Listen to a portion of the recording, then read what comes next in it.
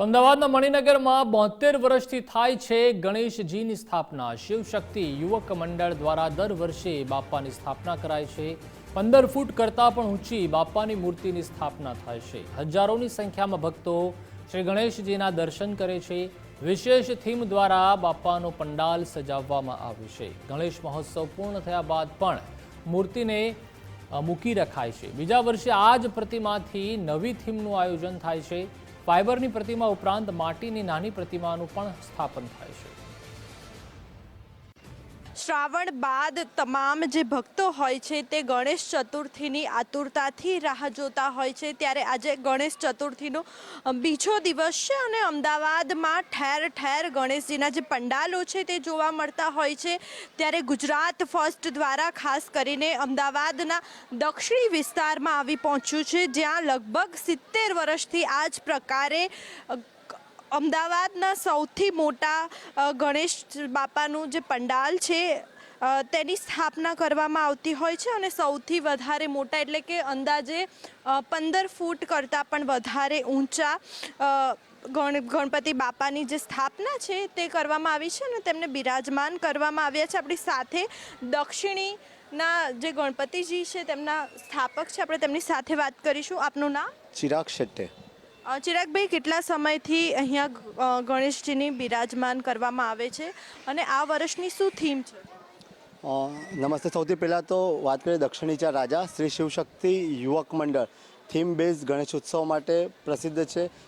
72 વર્ષથી ગણેશ ઉત્સવનું આયોજન આપણે કરીએ છીએ। મોટા પંડાલની અંદર છેલ્લા 30 વર્ષથી ગણેશ ઉત્સવ થાય છે। છેલ્લા 25 વર્ષથી આપણે થીમ બેઝ ગણેશ ઉત્સવ કરતા આવ્યા છે। આપણને ખબર છે લોકમાન્ય તિલકજી દ્વારા સમાજને જાગૃત કરવા માટે ગણેશ ઉત્સવ શરૂ કરવામાં આવ્યો હતો। તેને જ આગળ વધારતા શ્રી શિવશક્તિ યુવક મંડળ સમાજની અંદર કોઈ એક મેસેજ જાય તે આશય સાથે ગણેશ ઉત્સવનું આયોજન કરીએ છીએ।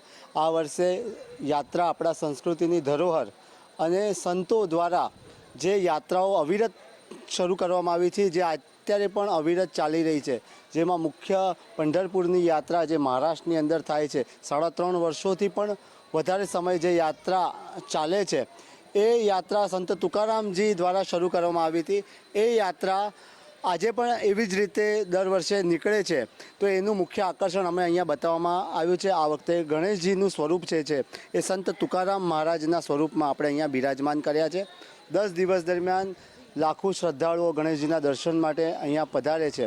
તો એ ખાસ કરીને અહીંયાથી કોઈ એક મેસેજ લઈને જાય તેવા આશય સાથે આપણે ગણેશ ઉત્સવનું આયોજન કરીએ છીએ। દ્રશ્યોમાં પણ જોઈ શકાય છે કે તમામ જે ભક્તો છે તે ભક્તોની ભીડ જોવા મળી રહી છે।